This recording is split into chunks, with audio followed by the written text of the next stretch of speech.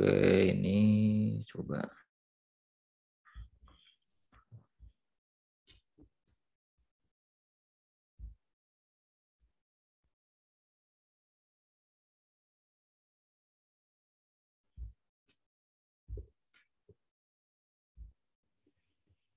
Baik, ke chapter 13 ya.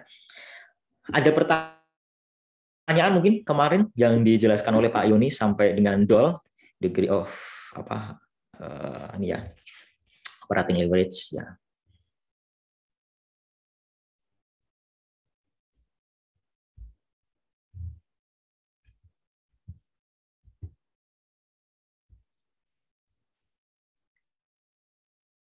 Sensitivity analysis, skenario dan simulasi sudah semua ya, sudah. Kemarin sudah pada ini enggak apa latihan soal juga di situ? Sudah belum?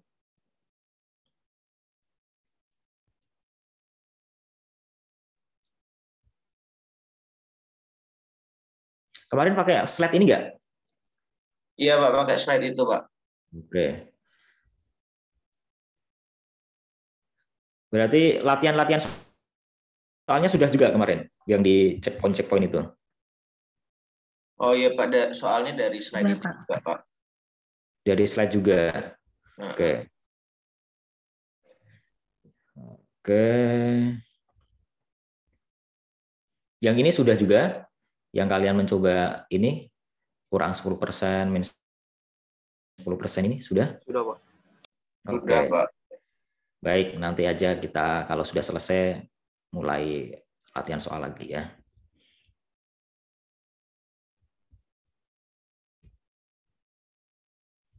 Oke.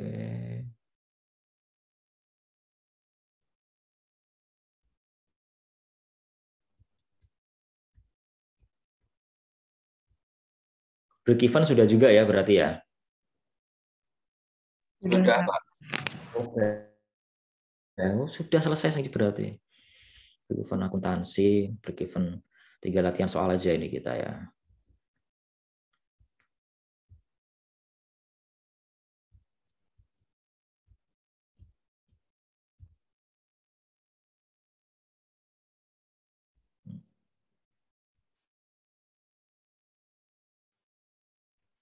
Nah, ini ya. Operating leverage ya, volatilitas arus kas project.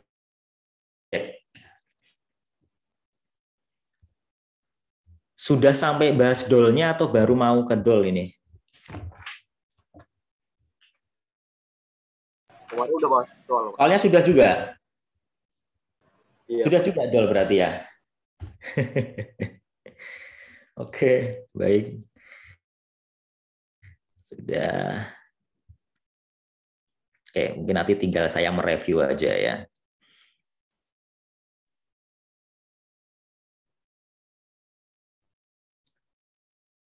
Berarti sudah selesai dong ini kemarin. Ya. Berarti Ya, nyampe Pak. ini. Iya Pak, tinggal sampai itu Pak. Walah. Nah. Kemarin harusnya Dewa bilang ke ini saya apa cost of capital gitu, sekalian saya siapkan itu ininya ya. Enggak apa-apa, oke, enggak masalah. Tapi nanti kita perdalam karena ini porsinya dua pertemuan, tentunya Pak Eri kan punya pertimbangan ketika membuat RPS itu, 2 pertemuan ini berarti biar dalam pemahaman kalian ya. Oke, opsi real dalam penganggaran modal. Ya, ini seperti yang sudah saya bahas di awal tadi ya, bahwasannya ya, ketika kita menganggarkan modal ya berdasarkan tadi ya analisis resiko, project evaluation ya.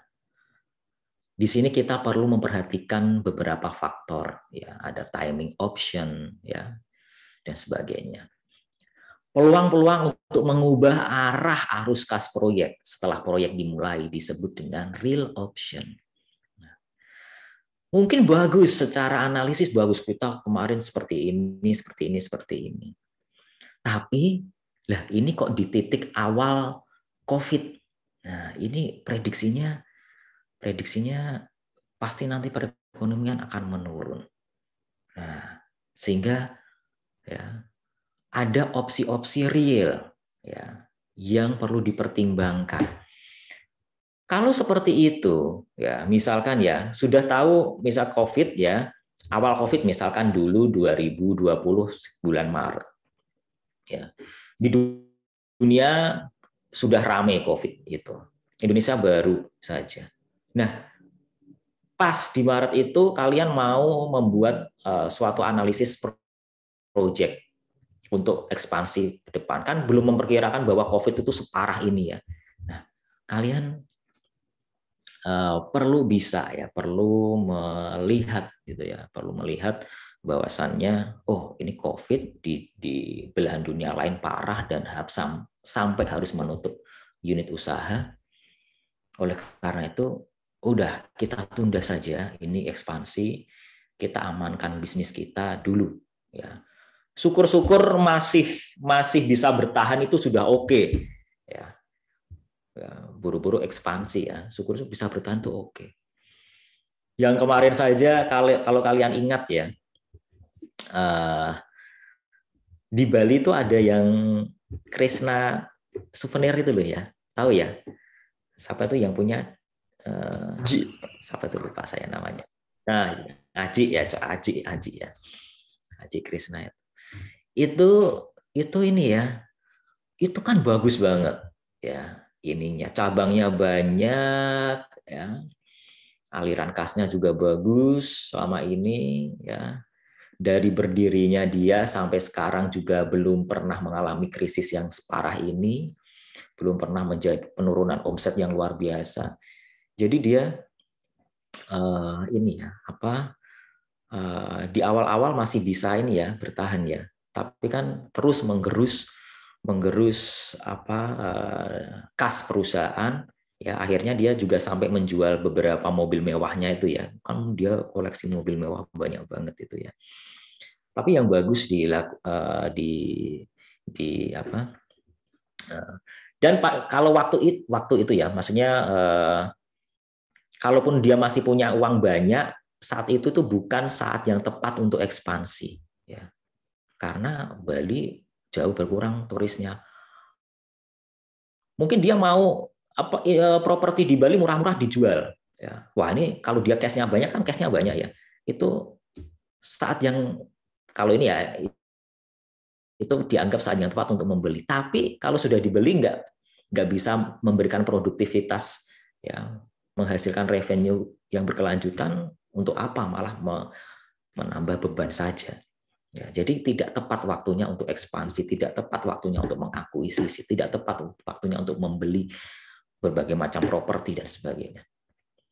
Ya, tapi bagusnya Aji itu kemarin dia membuat apa itu, ke bisnis ini ya, agro, dia bertani apa ya, kacang atau apa, terus dan sebangsanya ya, terus dijual, itu jualan kacang apa itu, kacang Bali yang apa itu ya, dan lumayan laku kan, dan mampu, meskipun tidak ini bisnis souvenirnya ya, tapi mampulah untuk menghidupi karyawannya seperti itu.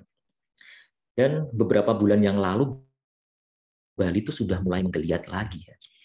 Menggeliat lagi, sudah mulai banyak turis, dan 1 bulan yang lalu saya di bandara, saya pergi ke Medan itu bandara itu sudah seperti normal aja, udah rame, antrinya panjang lagi, sudah kayak biasa aja. Nah ini tidak pernah terbayang 1 bulan kemudian hari ini itu besok pembatasan sosial dan sebagainya, luar biasa ya. Ini COVID ini memang sungguh-sungguh di luar dugaan ya, dan memukul semua sektor ya. Timing, opsi untuk menunda proyek hingga estimasi arus kas masa depan lebih menguntungkan ya. Gila aja mau ekspansi di masa kayak gini ya, yang ada tutup dulu, shutdown. Nah, seperti ini ya, ini expansion option ya. Ini yang produksinya sebelumnya banyak juga mengurangi produksi. Atau ini shutdown, ya, memperlambat produksi, menghentikan secara permanen. Betul, harus mempertimbangkan kondisi real di sekitar. Dan prospek masa depan itu harus dilihat, ya, jangka pendek, jangka panjangnya, meskipun ya berdasarkan ya project evaluation yang lalu, ya, itu bisnis kalian menguntungkan ketika saya buka cabang ini tambah menguntungkan, itu nggak menjadi dasar yang tepat manakala ya prediksi atau ini ke depan masih penuh ketidakpastian. Menganalisis opsi real, opsi untuk ekspansi. Jika menurut Anda terdapat 40% peluang yang dapat menjadikan proyek ini menguntungkan, wah ini coba dibuka. Kalian pakainya buku ini kan, buku apa ini? Edisi 13 ya? Ya? Iya, Pak. Iya, Pak. Oke, sudah dikasih sama Pak Eri kan ininya, soft copy-nya? Udah, Pak. Iya, ya wes. Oke, berarti coba dibuka halaman berapa ini? Halaman 13 checkpoint 13.5 halaman 465. Coba kalian baca sebentar itu, baca ininya aja, kasusnya aja. Analyzing real option to expand. Ya. Coba kalian baca, kalian pahami dulu sebentar. Ya.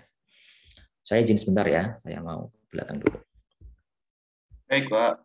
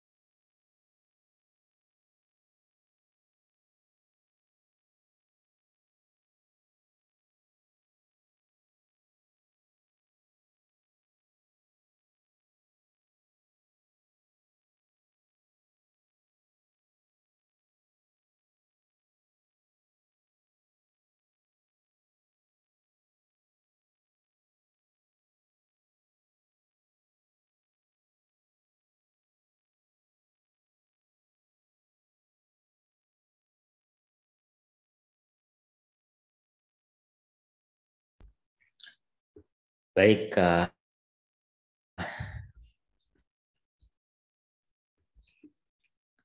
ada yang mau ini mencoba untuk menjelaskan apa yang kalian pahami di checkpoint 13.5? Silahkan kalau mau mencoba ini. Ayo, biar saya nggak ngomong ya. Kan tinggal ini aja. Sudah betul belum ini 13.5?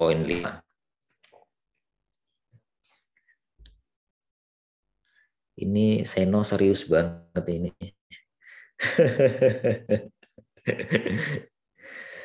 Oke, silahkan yang mau mencoba mungkin menjelaskan kepada teman-temannya.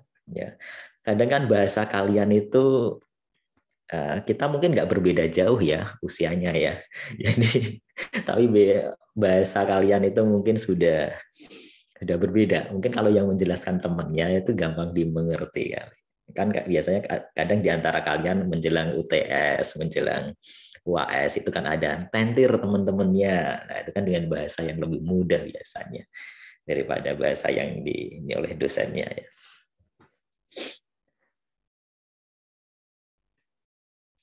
Jadi dari awal mulai perkuliahan kalian belum diajar Pak Eri lagi ya? Belum, Pak. Oh belum. Jadi kemarin itu pertemuan pertama ya Pak Yoni ya? Iya. Sebelumnya pas Mankeu 1 diajar siapa? NQ1 itu diajar Ibu Sandra. Oh Bu Sandra. Oke, ya ya.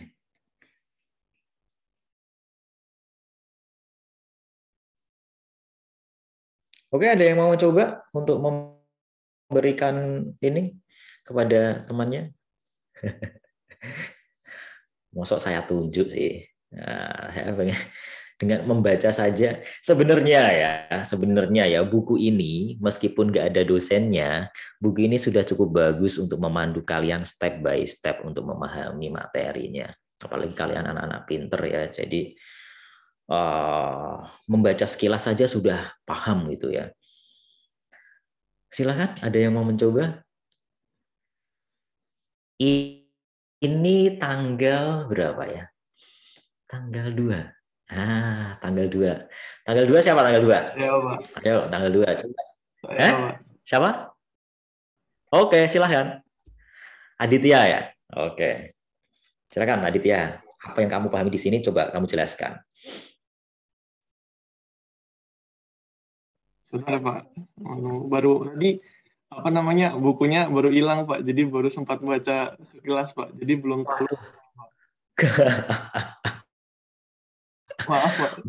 Baru minta bukunya lagi ke teman, Pak. Soalnya filenya hilang kemarin. Oh, hilang. Aduh. Ini beneran apa ngeles ini? Beneran, Pak. Laptop saya kemarin rusak emang, Pak. Pas ujian itu, Pak. Oke, baik. Aditya belum siap katanya. Yang ini, yang lain mungkin silakan. Ini bulan 7. Absen 7 siapa? Absen 7. Ini ada lagi nggak alasannya? Saya, Pak. Absen 7, Pak. Andisa. Ya, Pak. Coba Andisa. Oke. Tes apakah suara saya terdengar jelas, Pak? Ya, jelas banget. Oke. Jadi saya bacain dari yang abstrak awal gitu ya. Di sini kita lagi sedang menimbang untuk memperkenalkan sebuah restoran baru yang bernama Smooth Room. Ya. Ini featuring high protein dan vitamin high glass, smoothing along with other organic food nih, nggak tahu artinya nih. Okay. Lalu untuk inisial outlay dari restoran tersebut itu sekitar 2,4 juta dolar. Yeah. Dan present value dari free cash flow-nya ini udah termasuk dengan initial outlay-nya, excluding tidak termasuk ya. Dengan initial outlay-nya itu sekitar 2 juta dolar juga. Jadi di project ini memiliki expected NPV itu sekitar minus 400.000 dolar. Nah, setelah melihat ke depan, kita mendapatkan bahwa ada peluang perusahaan ini akan menerima, ada peluang sebesar 50% bahwa restoran ini akan menerima annual cash flow sebesar $320.000 forever, selamanya. Selamanya ya berarti. Oke, dan 50% kemungkinan berikutnya itu tidak akan menerima, tapi malah mengeluarkan atau memproduksi annual cash flow sebesar 80.000 forever selamanya. Oke. Kemudian untuk ROR-nya itu yang kita gunakan untuk mendiskon project cash flow-nya itu sebesar 10%.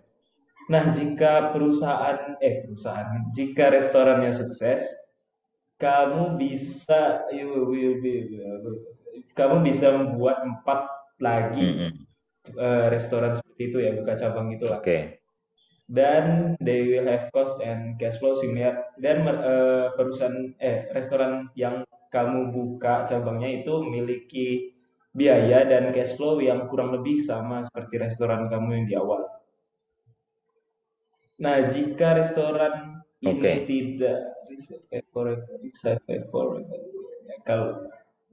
kalau perusahaannya kalau restorannya nggak sesuai ekspektasi kali ini ya, kamu nggak bisa expand gitu.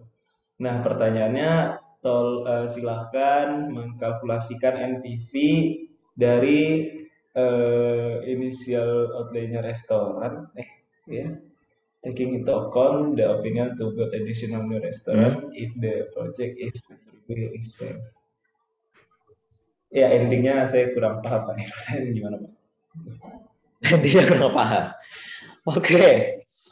Baik, coba kita picture the problem ya. Graphically we can think of the situation as follows ya. Jadi coba kita petakan situasinya seperti apa, seperti di gambar ini ya. Ya. Build one smooth through at a cost of $2.4 million ya. Jadi $2,4 juta untuk membuat satu smooth through ya.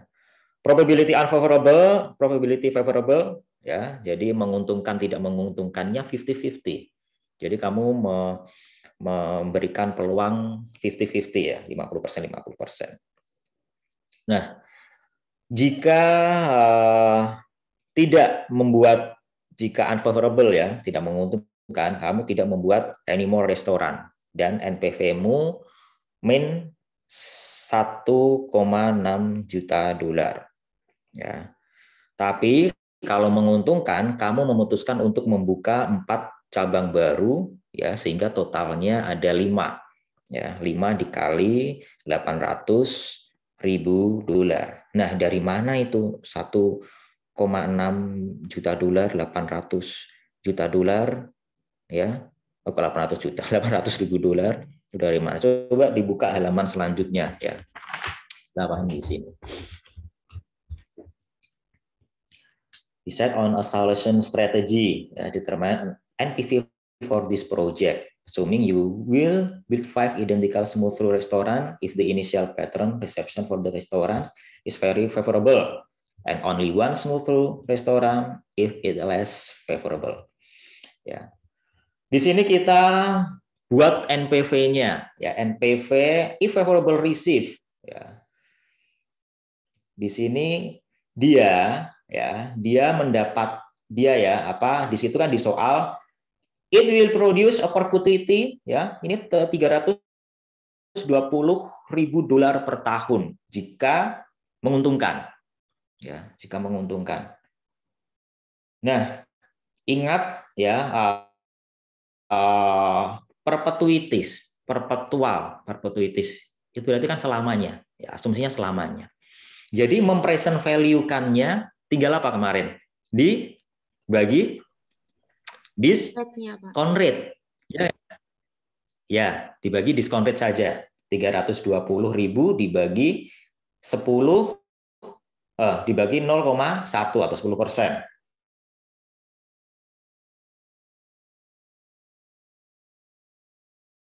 $1.4 juta, jadinya $800. $800.000. Ya, NPV-nya untuk satu restoran jika restoran itu menguntungkan. Nah, jika NPV-nya, jika tidak menguntungkan, ya restorannya dibuka itu tidak menguntungkan, berapa NPV-nya?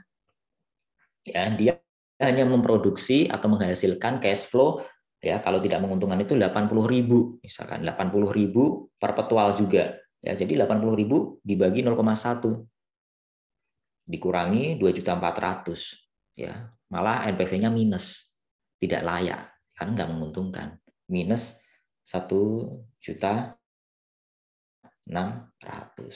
Nah, ketika ada berbagai probabilitas di sini 50-50, ya di sini 50-50 kan, menguntungkan 50%, tidak menguntungkan 50%. Oke, kita ambil 50-50 aja. Berarti tidak terlalu optimis ya, sedang-sedang aja ya, biasa aja. Apalagi kalau kayak gini ya, kayak COVID kayak gini. Mungkin malah yang tidak menguntungkan 70%, menguntungkan 30%. Gitu. Jadi diperlebar, diperbesar risikonya. Kepesimisannya diperbesar. Tapi sebenarnya kalau kita memulai suatu bisnis itu kan penuh keoptimisan ya. Kalau kita orangnya nggak optimis, tentunya bisnis nggak akan berjalan, nggak akan membesar, nggak akan ekspansi. Ya, meskipun ada tantangan di depan, itu seringkali diabaikan dulu gitu ya. Nah, di sini jadi kita melihat expected NPV-nya itu ya kita mempertimbangkan tadi probabilitasnya tadi. Ya. Jadi di sini kalau menguntungkan, ya kita kan mau buka jadi 5 cabang, ya kan? 1 cabang lagi yang sukses kita buka lagi cabang 4, jadi 5. Ya, 5 dikali 800.000, ya dikali probabilitasnya berapa? 0,5. Ya. Dan apa ini? Yang tidak menguntungkan, kalau tidak menguntungkan kan kita tidak buka cabang lagi, ya udah cukup 1 itu aja. Itu probabilitasnya 0,5 juga. Ya, 0,5 dikali negatif 1.600.000. Ya, jadinya totalnya 1.200.000. Ya. Oke. Nah, analyze step 4. Without the option to expand, this project would have an NPV ya, negatif 400.000. Ya. Ini dari 800 dikali 0,5 ya. Min 1.600.000 kali 0,5 kalau tidak ekspansi. Ya, tidak ekspansi berarti tidak menambah 4 gerai baru lagi itu. Ya, alias ya ini ya tetap ini ya satu-satu itu ya. Oke. Nah, coba sekarang ya kalian coba yang step 5 ya. Suppose there is 40% chance that the project is favorable receive and a 60% chance ya that is it is unfavorable receive. Jadi peluang menguntungkannya 40%, tidak menguntungkannya 60%. And you have the option to introduce 10 restoran. Ya, if it is well received. Ya, jadi jika menguntungkan kamu mau buka 10 restoran. What is the NPV of the investment? Coba kalian hitung dulu. Jawabannya tentunya nanti 2.240.000. Ketemu enggak? Coba kalian tulis di kertas atau di Excel atau di mana terserah. Ya, nanti saya minta ada yang menampilkan di layar sini sharing agar temannya yang lain tahu. Oke, silakan dikerjakan dulu. Ya. Sampai enggak harus ketemu 2.240.000. Silakan. Kerjakan dulu. Baik, Pak. Oke.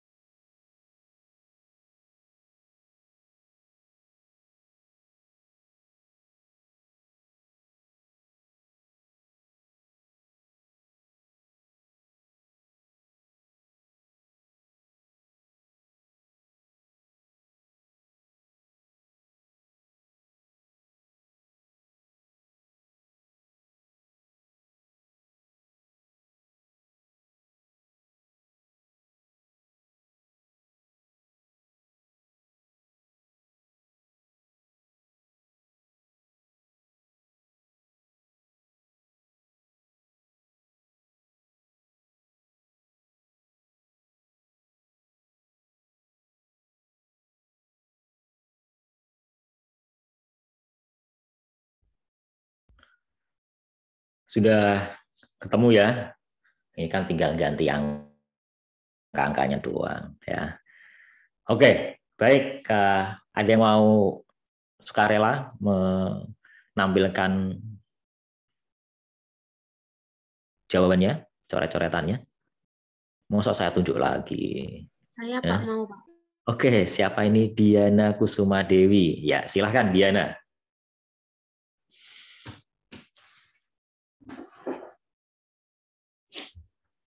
Cuma expected NPV-nya aja kan Pak? Kenapa? Cuma NPV-nya aja. Ya, coba dia tampilkan dulu. Yang penting tampilkan dulu ya. Nanti kalau mengembang ya nanti. Oke Pak. Ya, silakan. Sudah terlihat belum Pak? Baru proses.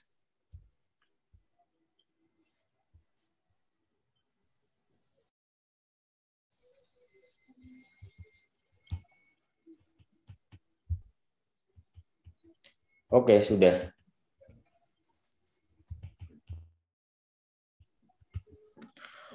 Wow, kamu langsung jadi satu ini. Oke, ya nggak apa-apa. Silakan. Dijelasin Pak. Iya dong, dijelasin dong. Tadi kan diketahui kalau diterima itu probabilitasnya 40%. Dan kalau expand itu 10 restoran ya Pak. Nah, tadi 800.000, nah tinggal dikali. Kemudian dijumlah kalau waktu nggak diterima dengan baik itu cuma 1 restoran. Probabilitasnya 60% dan cuma dapat NPV-nya itu 1.600.000. Terus kalau udah dapat semua dijumlah dapatnya 2.240.000 Pak. Oke, gitu aja. Oke. Jadi kalau kamu memutuskan untuk ekspansi, ya itu expected NPV-nya 2.240.000.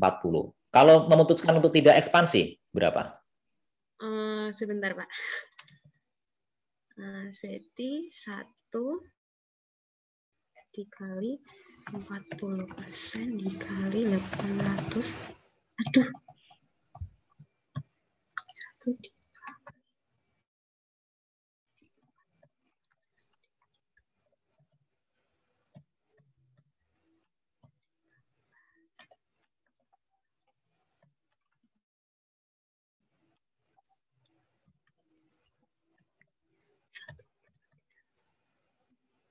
Ini bukan Pak.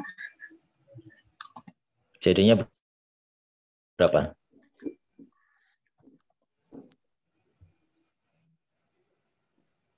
Halo.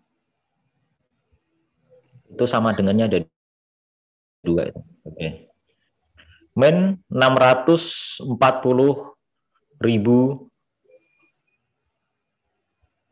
dolar ya.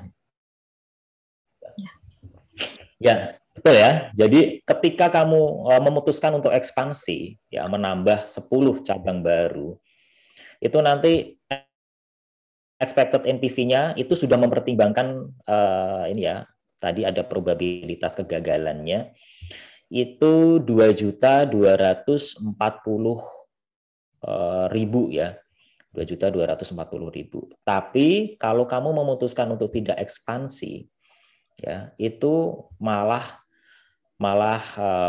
negatifnya banyak ya, negatif 640.000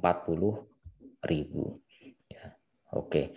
Tapi di sini ya, kalau kondisi COVID kayak gini ya, itu kan yang atas itu kan terlalu optimis ya. Tapi kalau melihat COVID kayak gini ya, bahkan nggak ekspansi, bahkan malah tidak perlu untuk membuka bisnis baru itu. Ya. Nah, atau kalaupun sudah terlanjur untuk membuka ya, sehingga kamu akan negatif NPV-nya 640.000, tidak perlu ekspansi agar kerugian tidak lebih besar lagi. Kalau hitung-hitungannya di atas kertas pasti ya gini, ya Tapi kalau kalau kondisi nggak menentu seperti ini, ngapain buka cabang baru? Jadinya malah kerugian yang memang sudah rugi, misalkan cuma rugi segini 640.000 ya. Tapi kalau melihat kondisi real di lapangan, bisa rugi tambah dalam. Ya, mungkin tidak jadi hanya 40% peluang keberhasilannya, peluang untungnya. Kalau di soal kan diasumsikan 40% samalah peluang keberhasilannya dengan ketika membuka pertama kali. Tapi kalau kondisi seperti ini kita yang alami nyata real di lapangan seperti ini, mungkin nggak 40%, mungkin cuma 5% saja gitu. Bisa negatifnya tambah gede. Coba kalau kamu ganti atas coba, biar kita melihat ini. 5% coba. 40%-nya yang atas, yang paling atas, yang expand. Yep.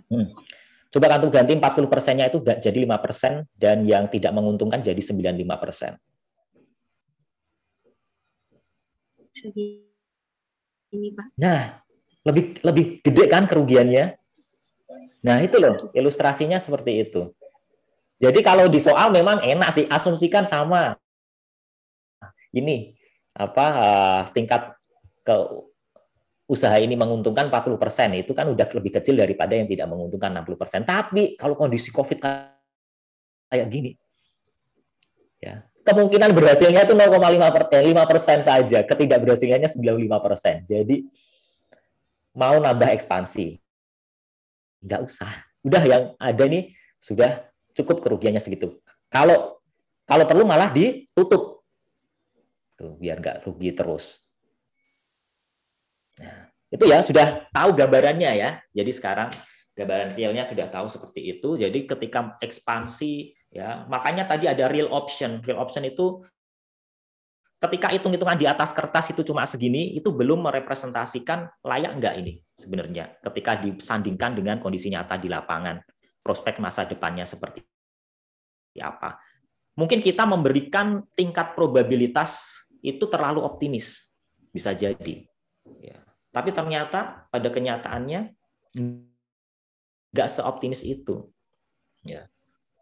Nah, itu perlu dipertimbangkan ketika kalian punya usaha, misalkan orang tua kalian punya usaha ya seperti itu harus probabilitasnya. Belajar statistik kan ini gunanya kalian probabilitasnya ya di sini diimplementasikannya. Ya. Oke, terima kasih Diana. Baik, Pak. Baik, selanjutnya coba kita latihan. Waduh, ini jatuh. Latihan soal ya, biar lebih lancar lagi kalian. Coba buka halaman 471. 471 poin 13-4.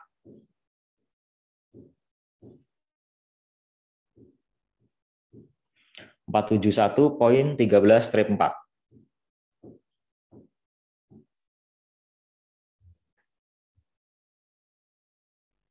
Silakan dikerjakan dulu.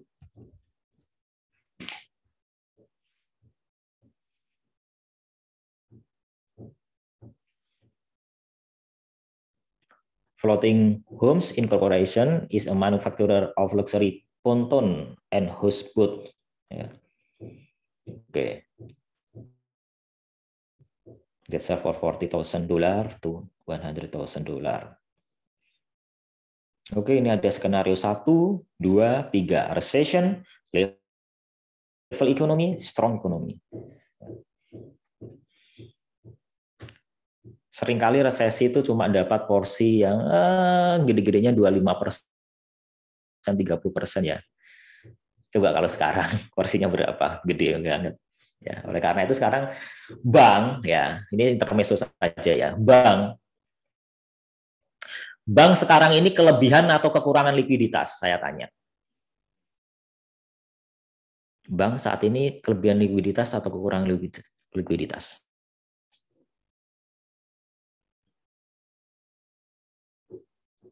Kurang, Pak, menurut saya, Pak. Kurang, kenapa kurang, Andis? Karena orang-orang pada jarang narik uang, Pak, karena lebih sering untuk disimpan aja daripada dikonsumsi kan, Pak.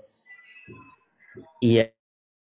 Ya, kalau disimpan di mana? Nggak disimpan di bank? Di banknya maksud saya, Pak. Ya, kalau di bank ya berarti likuiditasnya bagus dong banknya. Oh. Iya, dia punya cash yang gede, cair, gampang mencairkannya setiap saat. Kalau ada yang mau narik. Kalau bank ada rush, ya penarikan besar-besaran, itu dia kekurangan likuiditas.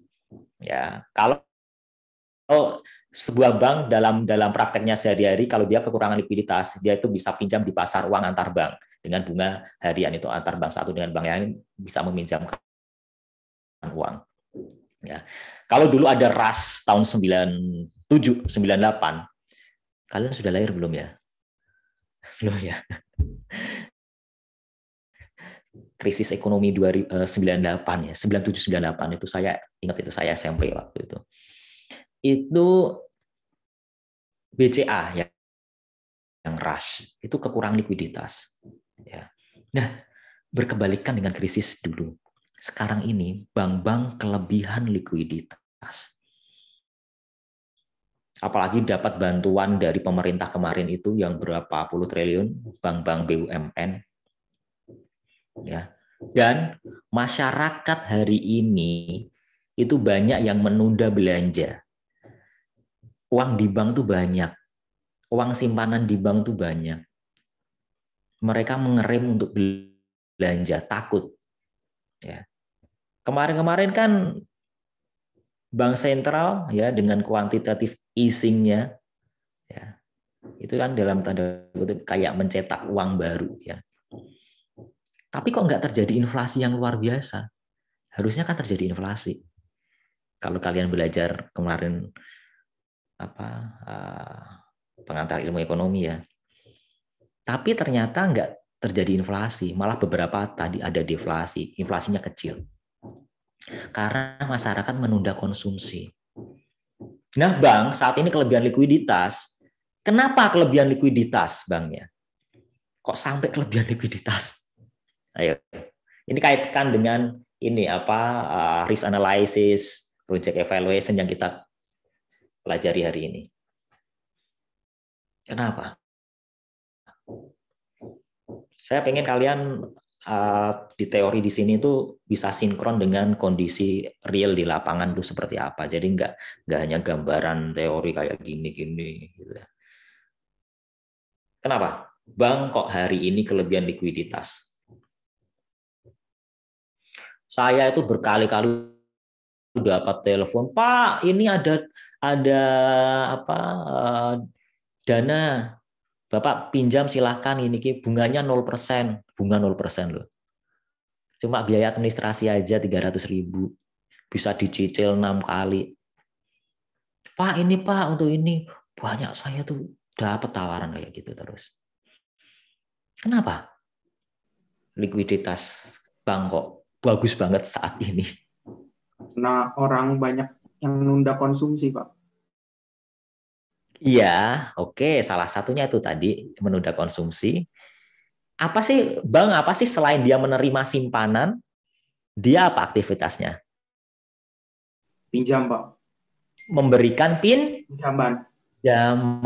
Nah, hari ini pemberian pinjaman bank ke pihak ketiga, ya, itu bagaimana kondisinya? Menurun, Pak, tingkat pinjaman. Menurun, pemberian pinjam menurun. Kenapa akan menurun? Ya, kembali ke awal tadi, karena aktivitas ekonominya melemah, jadi orang banyak yang nunda konsumsi, nggak butuh pinjaman banyak. Oke, melemah, konsumsi melemah, demand melemah, sehingga apa? Prospek usaha dari perusahaan-perusahaan, ya, wira swasta yang mau membuka usaha itu, ya, itu kan diragukan oleh bank, ya. Ketika dia mau memulai usaha, Lah ini demand-nya nggak ada kok. Nanti kalau dia memulai usaha, yang diproduksi itu siapa yang menyerap. Jadi bank juga khawatir memberikan pinjaman kepada dunia usaha sektor real, karena sektor realnya ya mengalami penurunan permintaan. Lah nanti mengembalikan pokoknya ke bank gimana? Mosok memberikan uang pinjaman 1 miliar, ya balikin bunganya aja mungkin nggak mampu nanti, ya membayar bunganya saja, karena para sektorial itu permintaan masyarakat melemah. Coba kalau kamu bayangkan ya, kalau dulu sebelum pandemi misalkan sektor pariwisata itu luar biasa, apalagi di Bali, di Jogja, pembangunan hotel yang masif seperti itu butuh uang berapa? Satu hotel berbintang, misalkan bintang 4 aja, itu mungkin tak kurang dari 200 miliar, 200-500 miliar. Ya. Nah, coba kalau sekarang ya, mau memberikan kredit kepada pengusaha untuk mau membangun properti hotel. Siapa bank yang percaya memberikan duit segitu gedenya pada pengusaha itu? Mau balik modal kapan? Ya, mau kembalinya kapan? Gitu. Ya. Coba sekarang, nah ini aja hotel-hotel aja dijual murah kan? Kemarin ada yang ini apa? Kemarin saya di grup WhatsApp apa itu kolam renang apa ya Swiss Bell di Bali jadi kolam ikan atau apa gitu. Itu loh. Itu sektor pariwisata. Jadi bank saat ini tuh ragu, takut memberikan pinjaman kepada sektor real karena melemahnya demand yang sangat-sangat turun tajam. Itu ya. Oke, lanjut silakan dikerjakan 13-4.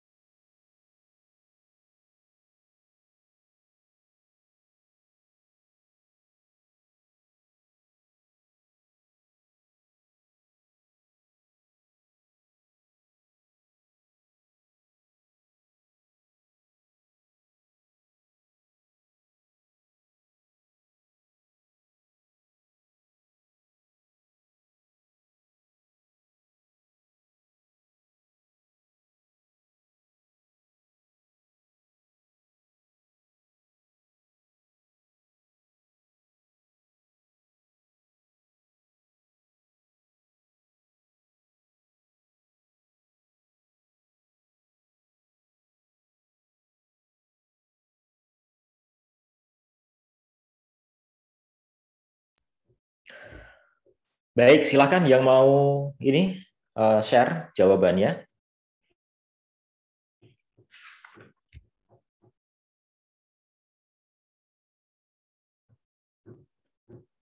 Ada yang mau share jawabannya? Silakan. Atau langsung. Ya, siapa? Saya mau share, Pak. Oke, Seno, silakan, Seno.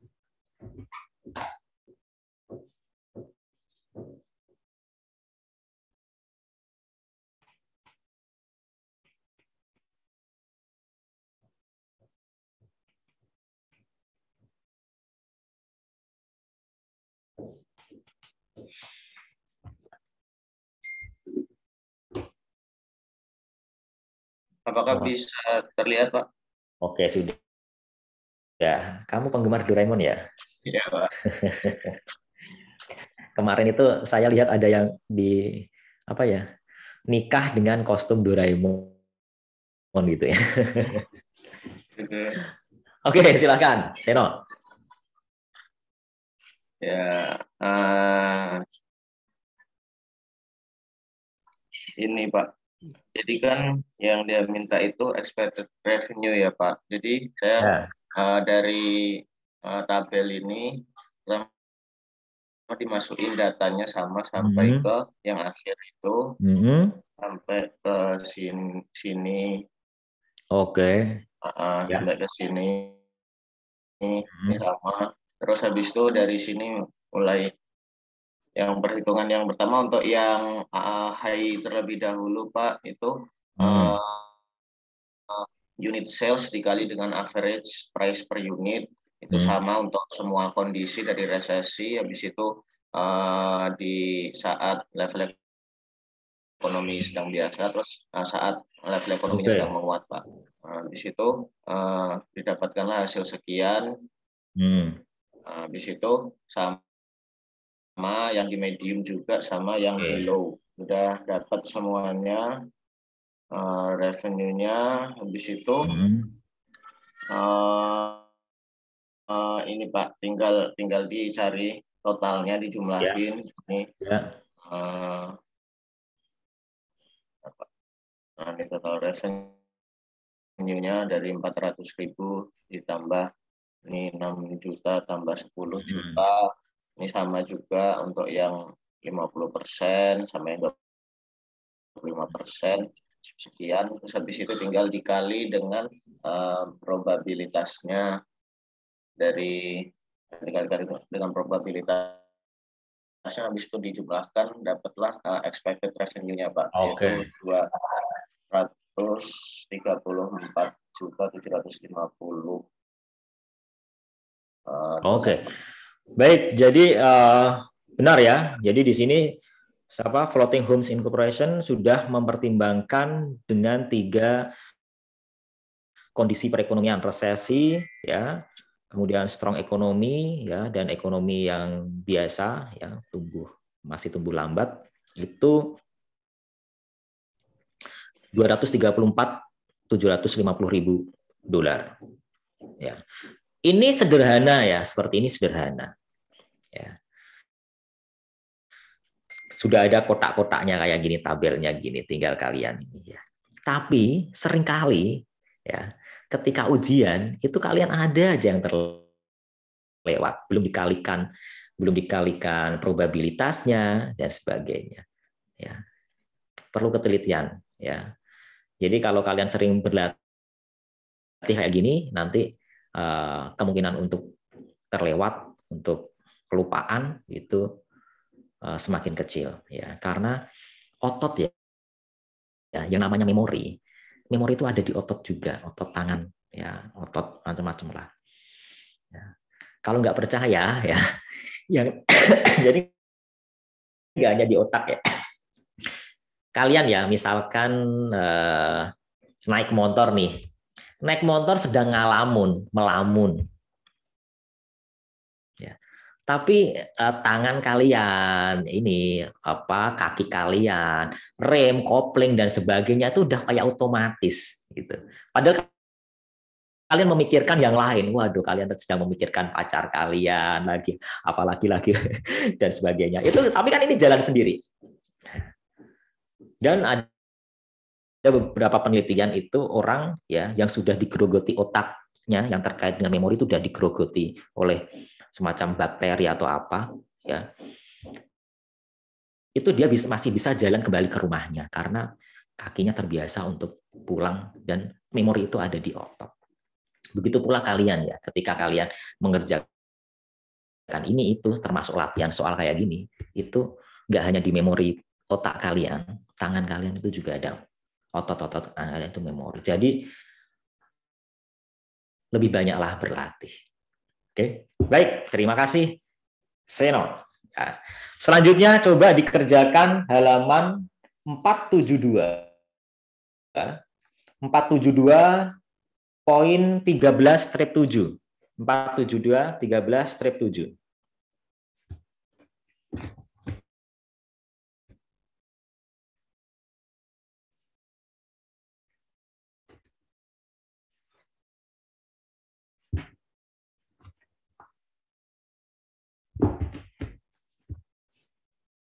Initial cost of the machine $10 juta. Expected life 5 tahun. Ya.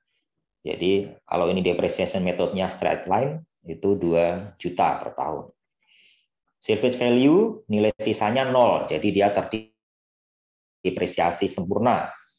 Working capital requirement 450.000 ya. Cash fixed cost excluding depreciation 1.250.000, variable cost 2.250 ya. Required rate of return or cost of capital 10%, tax rate 20%. Ya, coba dibuat ini, mungkin ini dibuat ini ya semacam rangkaiannya sampai dengan mendapatkan free cash flow-nya, baru dihitung NPV. Ya, silakan. Biar gampang kalian bisa samakan, miripkan dengan ya ini tabel-tabel di halaman berapa 460 atau di halaman 459 atau di halaman 454. Nah, ini kan dari revenue sampai dengan free cash flow. Ya. Baru dicari NPV-nya. Oke, silakan. Silakan.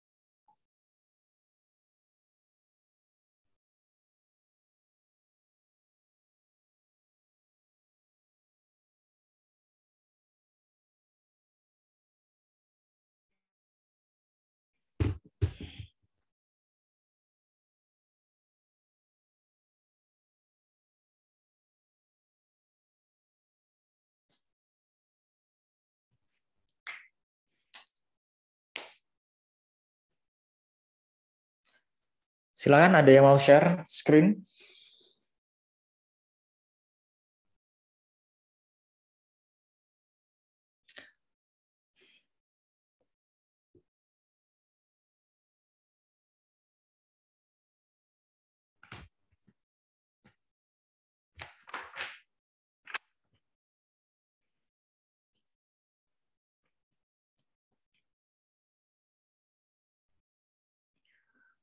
Kalau yang sudah 13 strip 7, kerjakan 13 strip 9 yang sudah.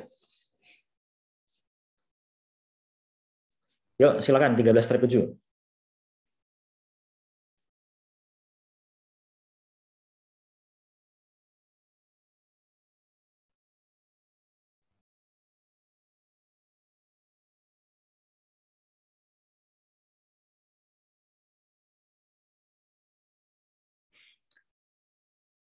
Yang ini aja, yang 13 strip 7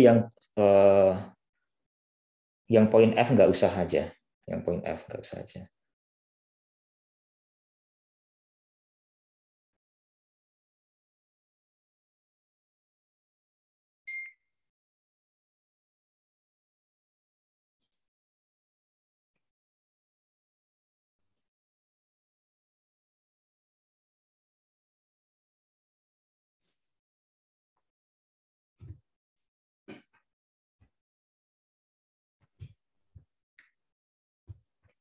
Ini tahun 2021. Absen 21 ada? Siapa absen 21?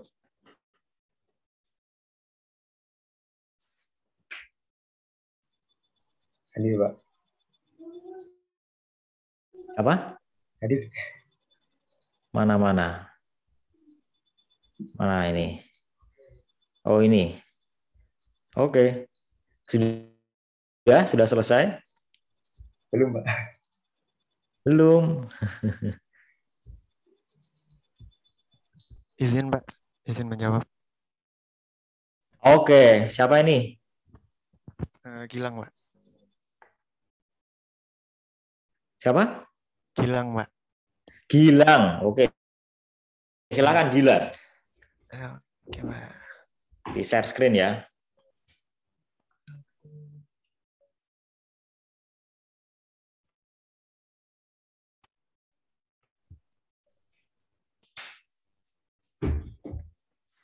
Apakah sudah terlihat, Pak? Oke, sudah digedein dikit. Ya.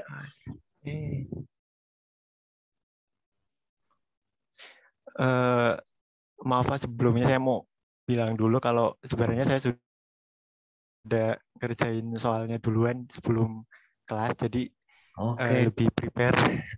Oke, bagus. Ya, nggak apa-apa. Keren malah. Bagus itu. Ya. Jadi ya, silakan. Ini informasinya sudah saya masukin semua. Iya, oke. Jelasin satu-satu. Mungkin dari mana dulu ya? Oh, dari soalnya dulu ya, Pak ya? Dari? Masih soal-soalnya. Ya, boleh. Silakan. Sebentar. Susah. Bentar, Pak, saya ganti dulu. Stop share dulu. Enak ya, sekarang ngerjain langsung di Excel ya. Tinggal cek gitu. Oke. Iya.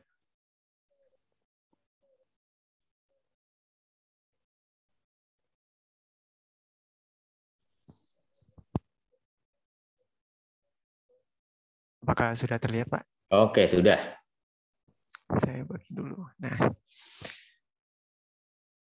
di sini saya menulis dulu informasi-informasi yang ada di soal, Pak. Untuk initial outlay-nya, di situ kan terbilang berapa nih?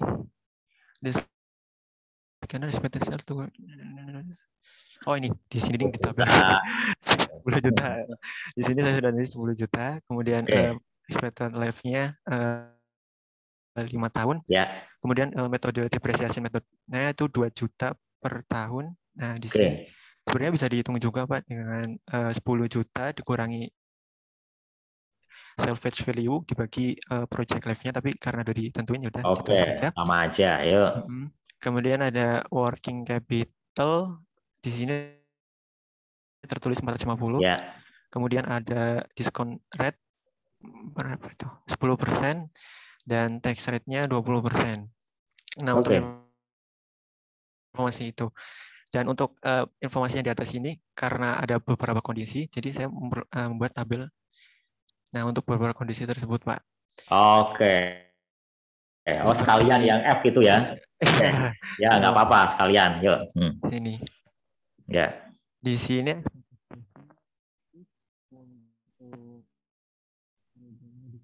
agak tabel sini dia bilang harusnya 22 tapi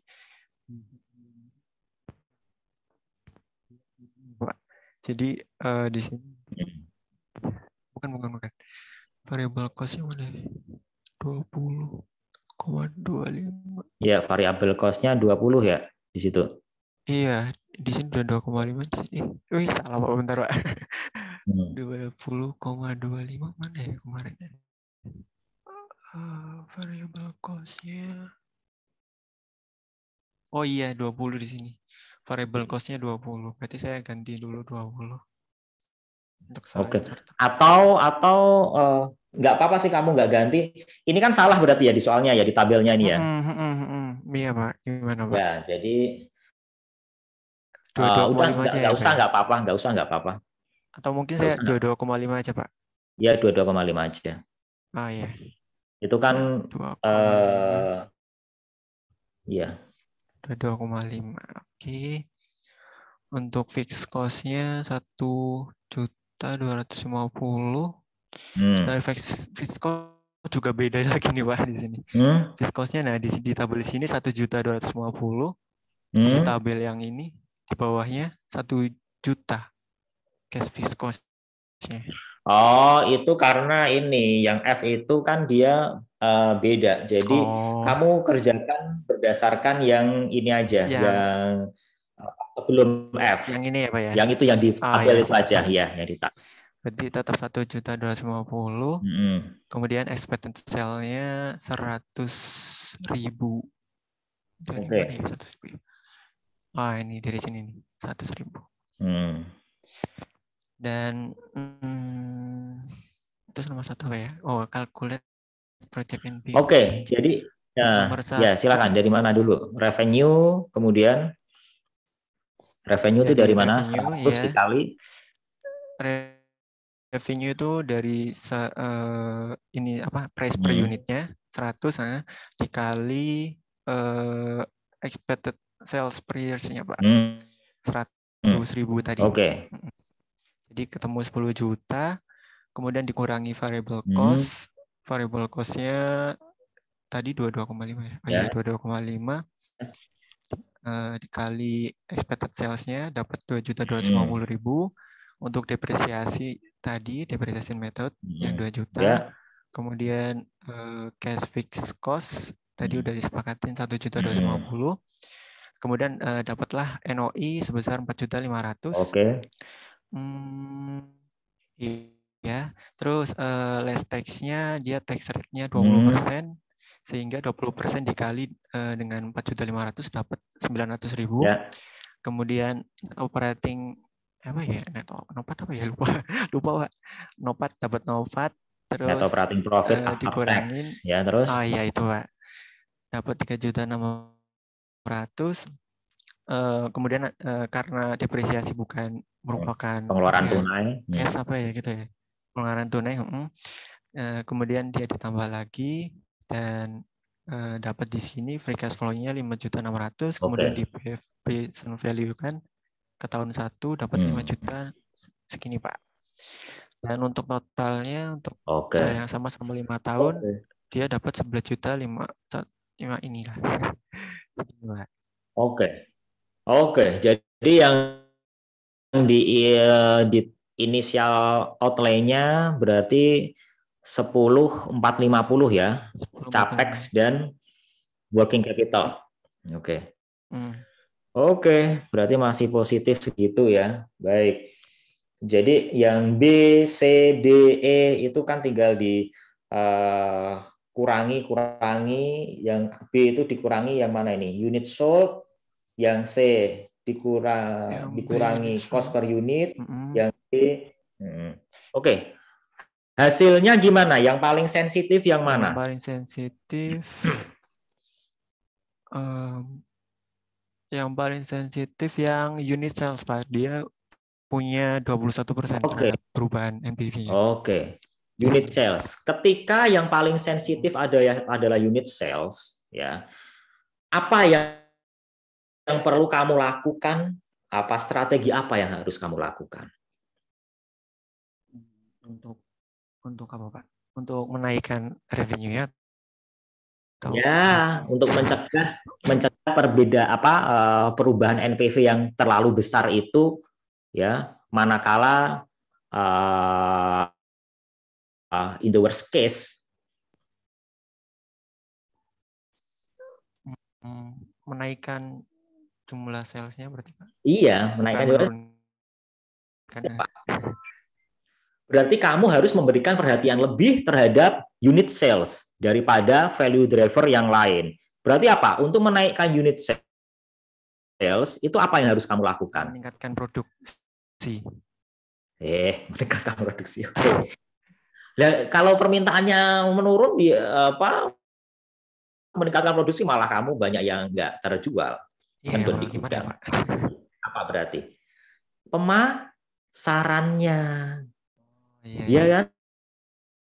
Iya, pemasarannya, marketingnya harus lebih gencar lagi, harus lebih inovatif, kreatif, sehingga unit sales bisa dengan bagus.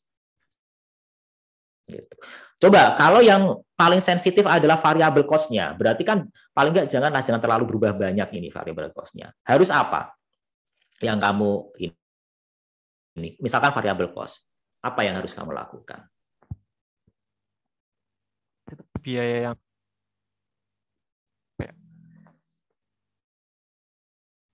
variable cost berarti kan ini untuk material untuk produksinya lah ya. Nah, berarti apa? Ke suppliernya, misalkan kamu mencari supplier yang bisa memberikan kepastian harga, tingkat harga yang segini stabil dan sebagainya, atau yang lebih murah. Nah, seperti itu. Karena kalau nanti terjadi perbedaan harga, kamu tidak memegang kepada salah satu supplier atau tidak punya supplier langganan, alias kamu bebas membeli barang di pasar dengan harga pasar, ketika terjadi perubahan harga pasar yang signifikan, ya variabel cost-nya akan berubah signifikan, yang itu akan gerus NPV kamu. Nah, jadi tergantung. Nah, sensitivitas analisis gitu loh. Mana sih key driver, value driver yang paling sensitif? Itu yang harus menjadikan kamu prioritas utama dalam diperhatikan. Ya, treatment paling ini mana dulu? Oh, ini yang harus di-maintain benar-benar unit sales. Oleh karena itu marketing kita, pemasaran kita itu harus keren. Jangan sampai ada berita yang memperburuk citra produk kita. Nah, penetrasinya ke pasar bagaimana itu diperhatikan. Mau promosi ke level berapa, usia berapa, nah itu paling diperhatikan. Tapi yang lain kalau variable cost atau malah price per unit, ketika kamu menurunkan price per unit sedikit aja, wah jadi kita nggak boleh nih naik turunkan harga seenaknya. Nah itu yang paling sensitif, ya. Nah, seperti itu, ya. Jadi maknanya seperti itu sensitivitas analisis. Mana sih value driver, mana sih yang paling sensitif, itulah yang harus menjadi perhatian utama. Atau tingkatan perhatiannya semuanya diperhatikan jelas, tapi tingkatan prioritas perhatiannya itu harus yang dilihat yang paling sensitif. Oke, itu ya. Jadi kalau yang F itu skenario analisis itu dalam base case, worst case, best case, ya. Jadi dalam beberapa skenario keterjadian, ya tinggal diinikan aja, ya seperti itu. Oke, baik, terima kasih. Siapa ini? Gilang. Terima kasih Pak. Oke, terima kasih. Ya. Baik, selanjutnya ada yang mau share 13-9 break even analysis? Mumpung masih setengah jam ini, yuk.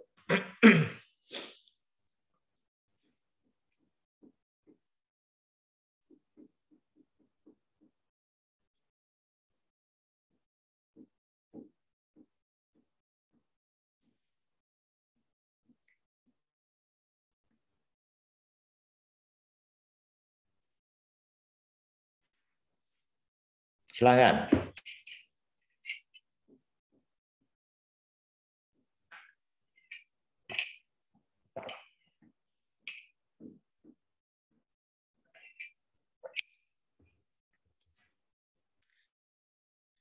Kalian jaga imun baik-baik ya, minum wedang jahe gitu ya. Oh, saya minum teh.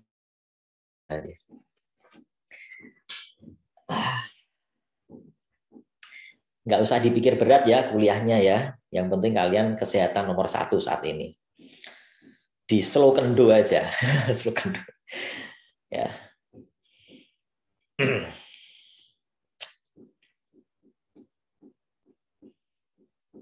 UTS kemarin kalian gimana hasilnya? Bagus? Alhamdulillah. Tipe soalnya Pak Eri itu biasanya unik. Ada ABC, ada ininya, harus dijawab soalnya, gitu ya? Agak salah. Beda soal yang genap sama yang ganjil, beda nggak kemarin? Biasanya gitu. Yang absen genap sama ganjil. Kalau kemarin masih sama, Pak. Oh, masih sama. Tapi yang lihat soal cutting tuh emang ada ganjil genap, Pak. Oh iya. Saya yang ngoreksi aja butuh extra effort. Tapi memang beliau sangat sangat concern lah ke mata kuliah ini. Jadi benar-benar inilah. Biasanya ada statement-statement unik itu di bawahnya itu setelah soal itu. Ya, semoga beliau lekas sembuh ya, biar kalian bisa ketemu lagi dengan Pak Eri.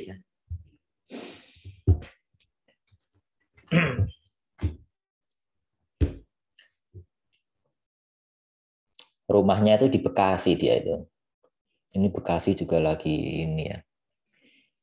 Mungkin pas imunnya kurang bagus, mungkin kecapean. Nah, ini.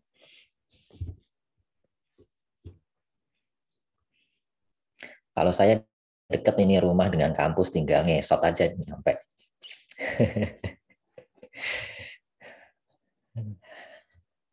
Nggak kangen kampus? Kangen, Pak. Kangen, Pak. Nah, iya. Kemarin Saya upload di YouTube itu, ini apa video saya jalan-jalan di kampus itu. Gedungnya sudah mau jadi, gedung baru itu. Dan banyak yang berubah lah. Tapi ya itu sepi. Air mancurnya sebagai spot foto yang paling populer dimatikan. Ya, ininya.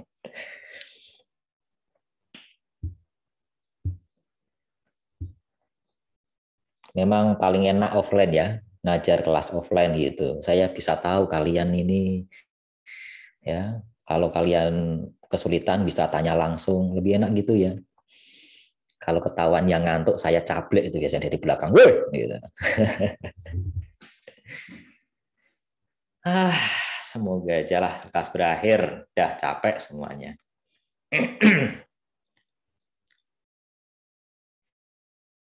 Saya bayangin yang tenaga kesehatan itu ya.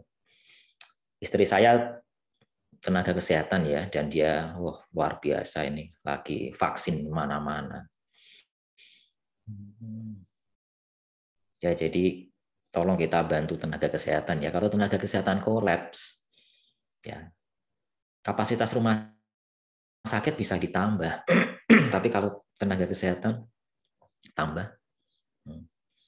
Saya aja kemarin aja ini kok pulang gitu, ternyata ipar saya itu positif ya. Jadi satu keluarga itu, saya sudah balik ke Jakarta baru ketahuan bahwa ipar saya positif. Sekeluarga di sana, di keluarga saya di Tulungagung ya, itu di swab semuanya, PCR ya. Istri saya, anak saya 3 sampai yang bayi itu juga di swab, diogrok-ogrok hidungnya itu ya. Ya alhamdulillah negatif semua. Jadi memang ini di luar dugaan ya, ini variannya lebih banyak menular ya. Oke, semoga kalian sehat-sehat semua lah ya. Jangan inilah. Kalau ada pikiran berat, diculkan dulu lah. Ya, hidup sekali aja kok dibikin berat. Saya kadang gitu. Permasalahan saya itu banyak banget. Tapi ya wes gitu ya. Biar imun kalian tetap bagus gitu ya. Jadi udahlah, nggak usah dipikir berat-berat banget.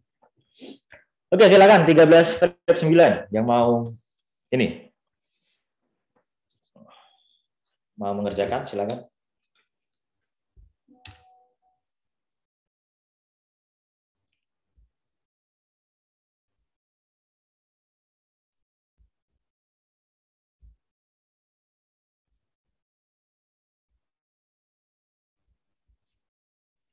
Adit mungkin tadi yang tertunda.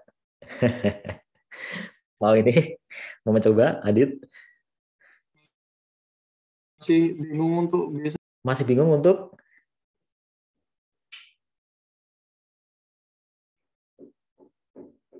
Calculate the missing information for each of the above project.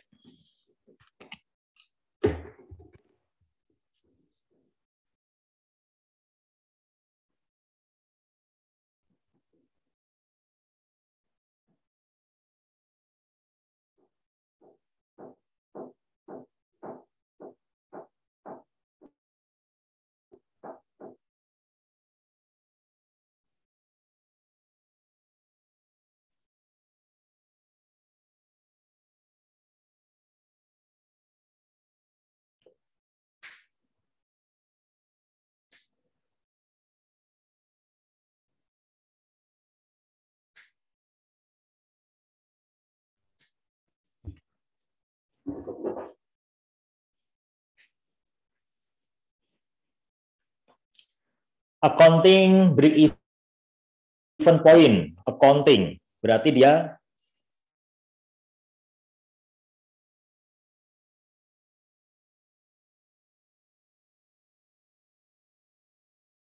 apresiasi ada bukan pengeluaran tunai. Ya. Kalau ini kan accounting break-even.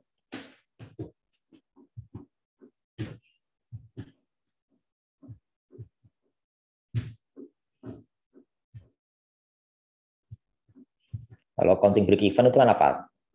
Total fixed cost dibagi contribution margin. Contribution margin sendiri itu apa? Price dikurangi variable cost. Iya. Kan ketemu. Kan gampang kan ini. Ayo Adit, coba langsung aja, Adit. Ini di share sambil kamu mengerjakan. Di ini. Ayo.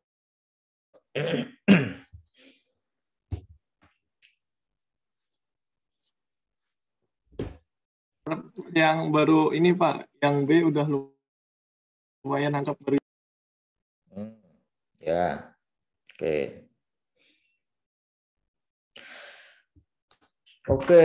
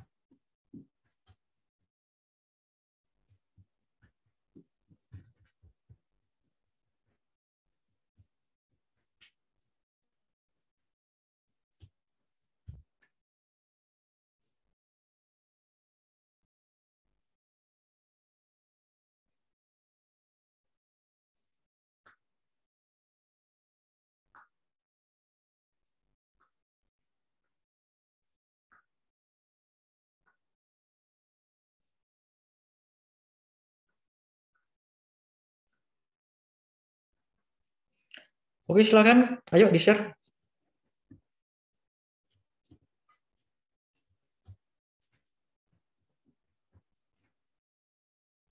Ayo, Dit. Keburu selesai nih nanti waktunya tetot. Nah, ya.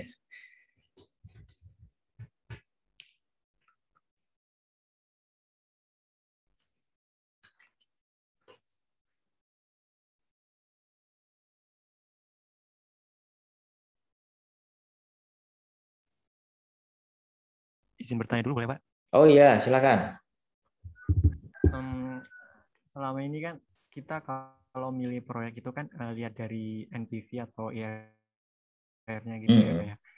Nah, kebetulan di soal 13.9 ini kita juga suruh milih proyek mana gitu. Tapi di sini mungkin lebih lihat dari variable cost sama cash fixed cost. Mana? Nah, terus?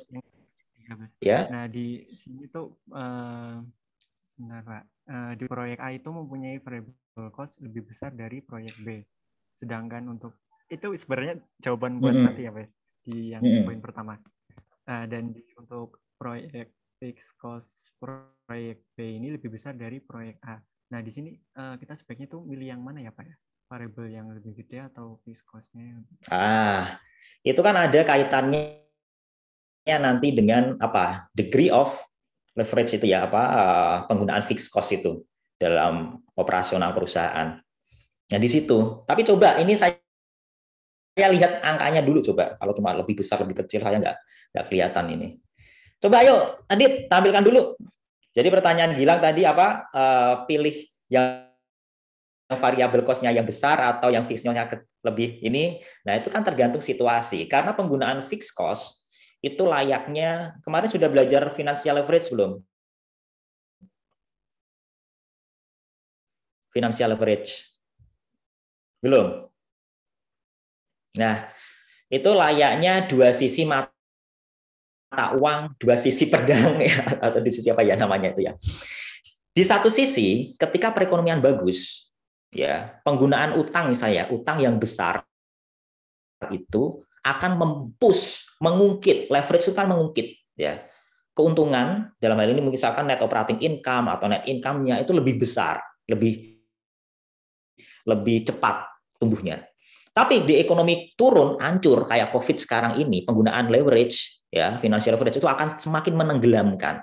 Begitu juga financial leverage itu digunakan untuk apa sih? Salah satunya untuk misalkan ini untuk ekspansi, ya, untuk ekspansi, fixed cost-nya bertambah dan sebagainya. Nah, fixed cost di sini, fixed cost itu kan tidak serta-merta kalau kemarin ya degree of leverage-nya ini ya, dollar-nya itu ya, itu kan tidak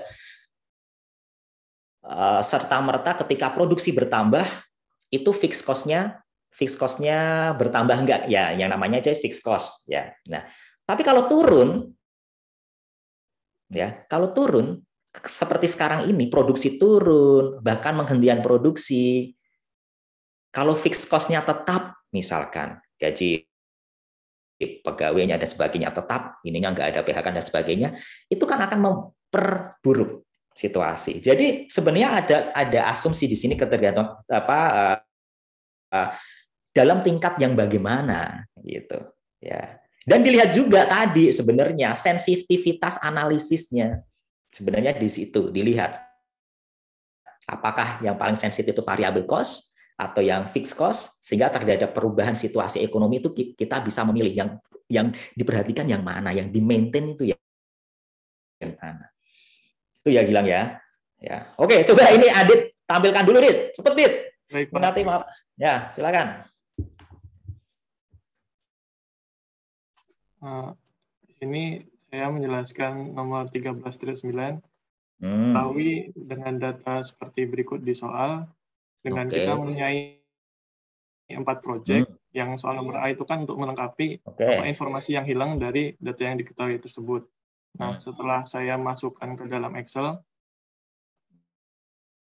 dan ini ada atasnya untuk rumus, jadi di sini saya sudah menggunakan pengaplikasian rumus tersebut untuk hal-hal yang ditanyakan di sini. Oke. Dan bahwa proyek yang missing itu dari poin A sampai D itu untuk yang A price-nya didapatkan 75. Oke. Yang B itu variable cost-nya didapatkan 200. Ya. Yang C itu depreciation didapatkan 5.000 dan yang di D itu didapatkan fixed cost-nya sebesar 15.000. Oke. Coba itu yang price yang A itu dari mana itu 75? Coba. Itu yang ini Pak, tadi Pak. Oke.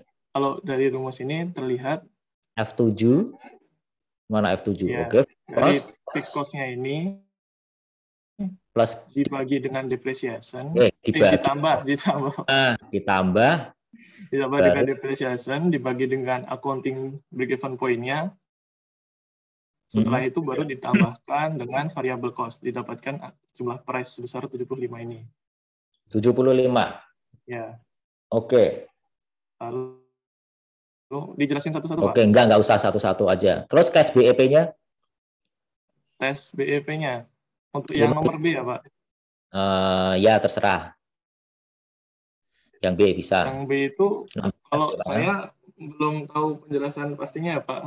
Hanya menurut saya secara teori, Pak. Saya kalau untuk tadi masih kebingungan untuk nomor B itu, Pak. Kalau menurut saya kan diketahui nomor B itu accounting BEP antara chain dan D itu kan sama sebesar 2.000. Enggak sebentar itu loh cash BEP. Iya, cash BEP-nya ini, Pak. BEP yang project itu coba sebentar. Jadi untuk penjelasan mendapatkan cash BEP ini didapatkan di sini pertama dengan dengan cara fixed cost-nya dibagi dengan, ya Pak, fixed cost dibagi dengan price dikurangi variable cost tadi.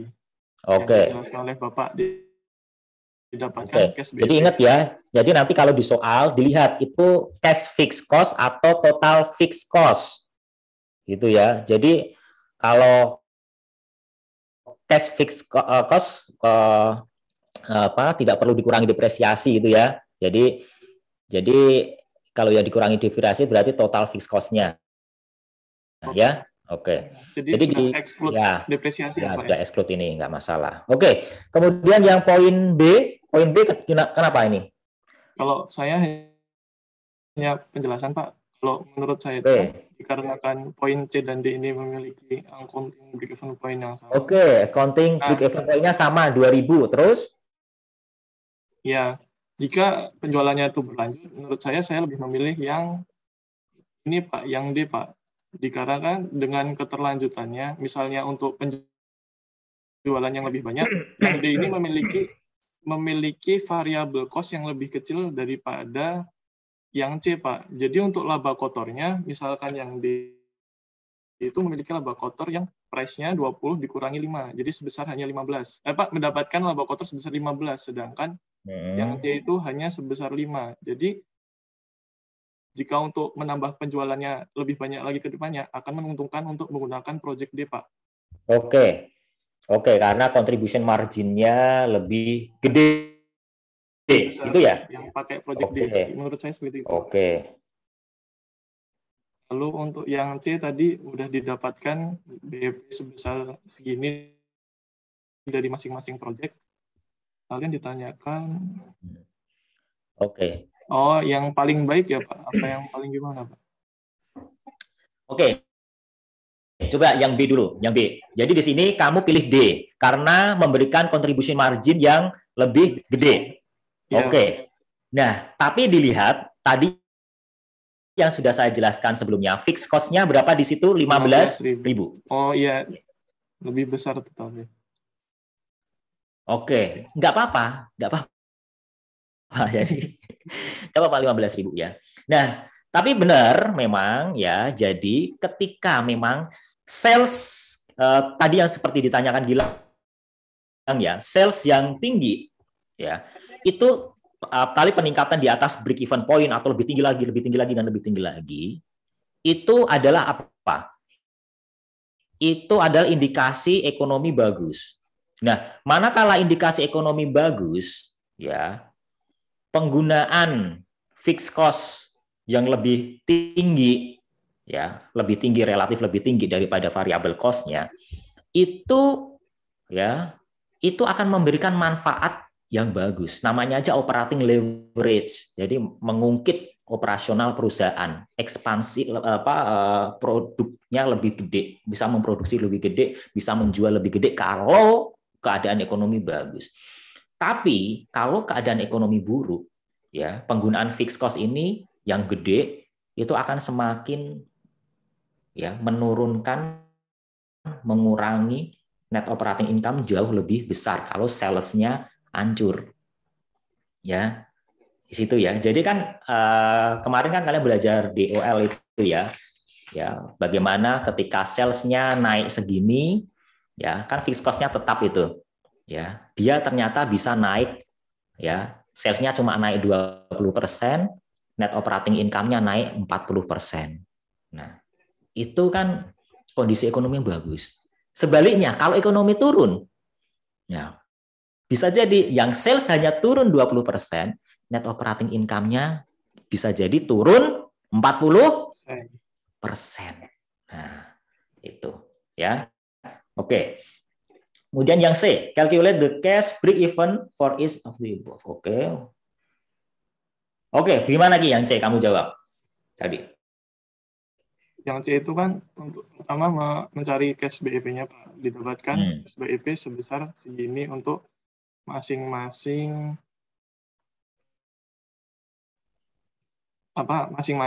proyeknya.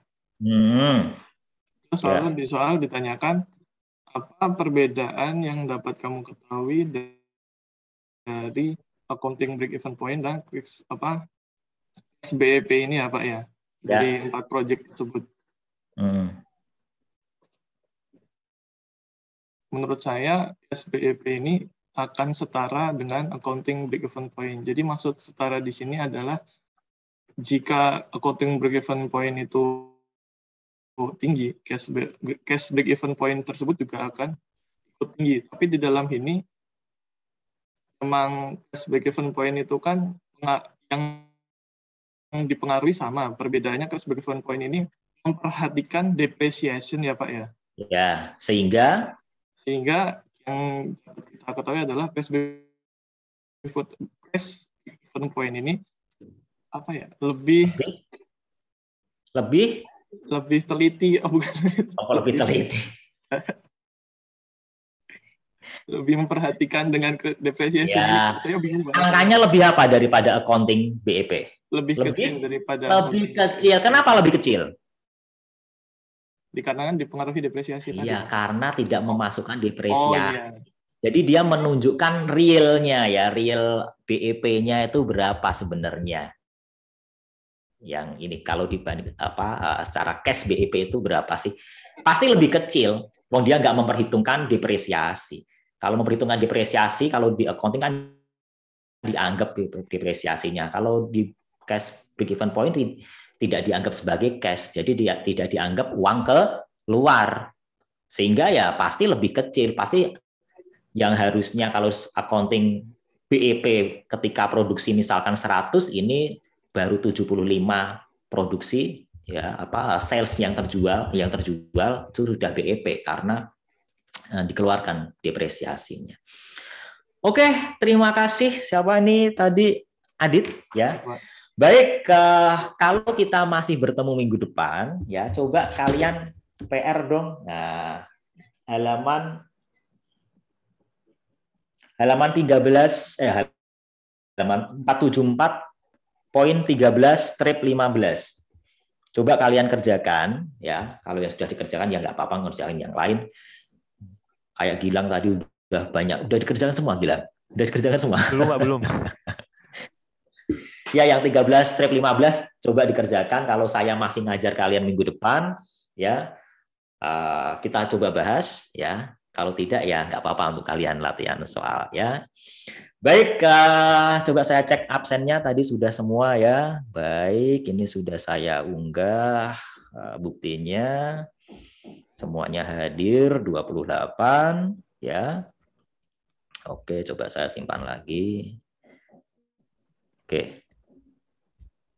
Ya, baik. Saya mohon maaf ya jika ada salah hilaf kata saya dalam satu pertemuan ini. Ya, kalau kita bertemu minggu depan ya ini ya. Tapi kalau Pak Eri sudah bisa sembuh lebih awal ya malah lebih bagus ya. Kita doakan beliau lebih fit ya, lebih cepat sembuh. Oke, terima kasih. Ya, kalau tidak jumpa minggu depan, jumpa kapan-kapan lagi. Ya, terima kasih. Saya akhiri. Ya, selamat pagi. Wassalamualaikum warahmatullahi wabarakatuh. Sehat selalu untuk kalian. Waalaikumsalam. Terima kasih banyak Pak. Terima kasih banyak Pak.